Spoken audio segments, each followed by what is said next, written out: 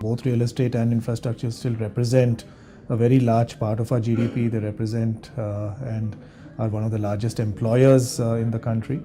And I think both, when you look at it from the government's perspective as well as from the private sector's perspective, these are two areas that will continue to attract both domestic and international investment. If you look at consolidated investments that have happened in India, a lot of people get surprised by this number. There's in excess of $40 billion that's been put into India. Now, if you look at the two key years, 2007, which is when the peak of the market, a lot of money came in, close to about 4.2, 4.3 billion came in that year. And if you look at the current number, again, we're inching pretty close to that number. So actual volumes in real estate are back to where 2007 levels were. And as a result of a lot of that money coming, there's going to be a lot more financialization of the real estate market in India. The quantum of real estate under construction, our last research shows that close to $250 billion of real estate is under construction.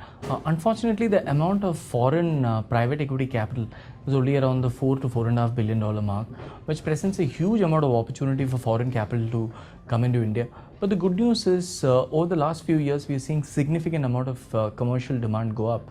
The last 3 years, we've seen office demand go up from 25 million to 36 million.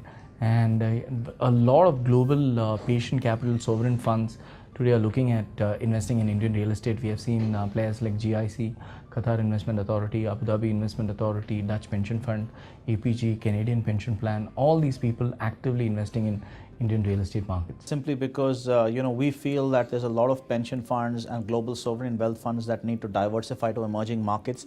If you look at the total quantum of investment that goes into, just say, a top city like New York, it's about 200-300 billion, and you look at all of India, it's about 4 billion that we're talking about. Of course, there's a lack of depth of the market in India.